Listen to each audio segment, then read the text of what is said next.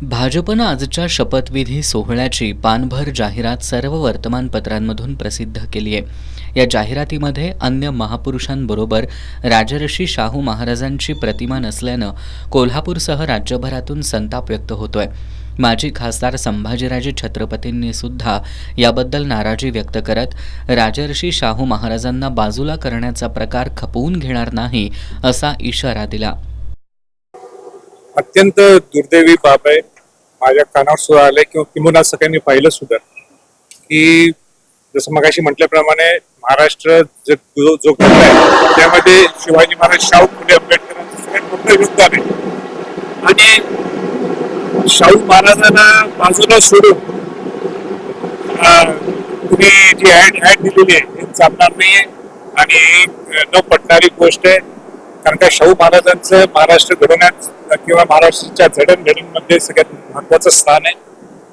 म्हणून शाहू महाराजांना बाजूला ठेवायचं आणि इतर महापुरुषांचं नाव घ्यायचं हे अत्यंत चुकीचं आहे। महाराष्ट्राला या गोष्टी अशा चालणार नाहीत। आम्ही सुद्धा खपून या गोष्टी घेऊ शकत नाहीत आणि म्हणून त्यांनी चूक दुरुस्त करावी अशी माझी सरकारला ही विनंती राहील।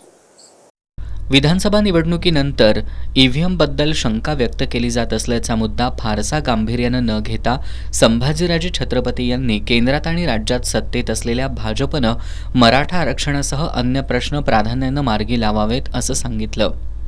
मुख्यमंत्री झाल्यानंतर पक्षीय राजकारणाच्या पेक्षा महाराष्ट्र खऱ्या अर्थाने सुपर पॉवर भारतात कसं करता येईल, राजकारणाच्या पलीकडे जाऊन विरोधातल्या लोकांना सुद्धा एकत्र करून एक संघ करून ही महाराष्ट्राची खरी इमेज ही आपल्याला कसं वाढवता येईल या दृष्टिकोन देवेंद्र फडणवीस यांनी बघावं अशी माझी त्यांना विनंती राहील। महाराष्ट्र खऱ्या अर्थाने एक सुसंस्कृत राज्य आहे। कुठल्याही राज्याला जेवढा इतिहास नाहीये तेवढा इतिहास हा महाराष्ट्राला आहे। शिवाजी महाराजांचा, शाहू फुले आंबेडकरांचा, महासंतांचा हा महाराष्ट्र आहे आणि इतिहास अनेक क्रांती इथं महाराष्ट्रातनं घडलेले आहेत आणि सगळ्याचा एक त्याचा सगळ्याचा अभ्यास करून म्हणा किंबहुना या सगळ्यांचं एक समीकरण करून खऱ्या त्या आपण महाराष्ट्र घडवण्यात, एक नवीन महाराष्ट्र घडवण्यात तुमचा हातभार असावा असं माझी त्यांना विनंती आहे।